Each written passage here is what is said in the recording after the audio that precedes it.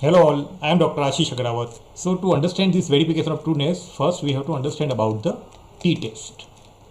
We will see in briefly, t-test is of two types. One is paired t-test, second is unpaired t-test.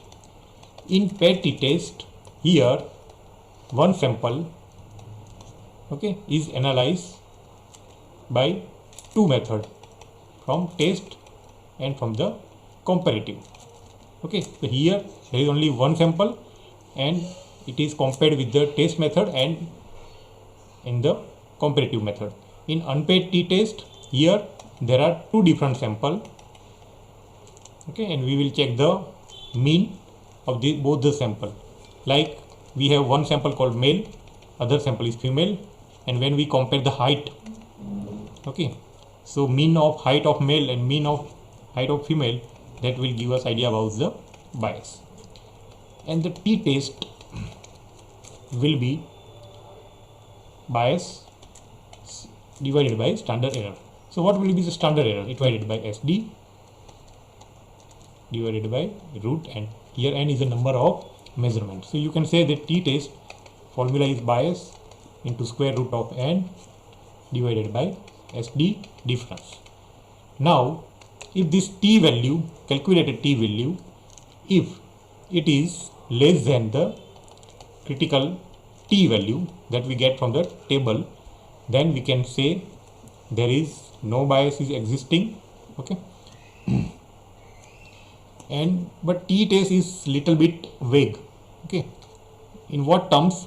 Here there is a bias that will give us idea about the systemic error, while this SD will give us idea about the proportionate error. So when the t value is high, we can say the systemic error is, suppose t-test is result of calculated t-test is 6. So we can see that only that systemic error is 6 times higher than the proportionate error. But it also depend on the this number of measurements. Suppose for one result when bias is small but SD is very less, in that case your t value will be very high, even though bias is less, even though systemic error is less. Vice versa, if your number of measurements are high, in that case also the t-test will be value will be very high. Same way, if your SD difference is very high and number of measurement is very less, in that case also t-test will be less, value will be less.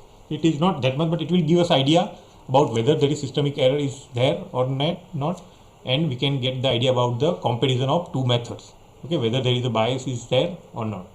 So if it is critical, our calculated t value is less than critical value, then we can say there is no bias.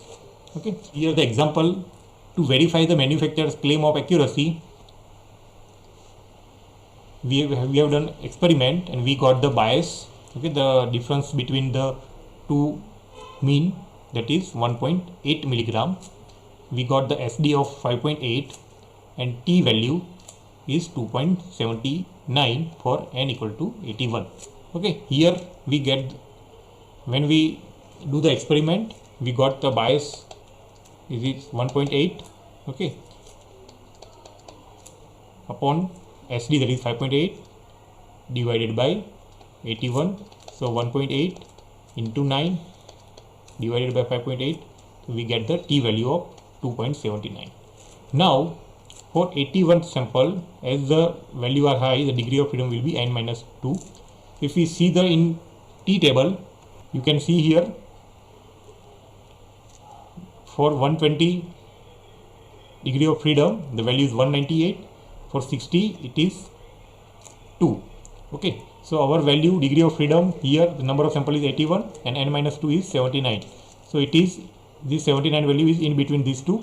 So critical t value here is 1.99. And critical t value is 1.99 and calculated t value is more than this critical t value. That means there is a bias is there. So presence of systemic error is confirmed, right? Same way, if we have a bias of 1.6, t value of 2.3 for n number of 40 samples, and if manufacturer claim that there is no bias, okay, so what we can do for 40 sample, if we see the probability of 0.05, the critical t value is 2.02. okay, critical t value is 2.02, which is, and calculated value is 2.3. so the manufacturer claim that there is no bias is not valid. Okay, so this was the basic idea about the t test. They will not give idea about the acceptance of the method.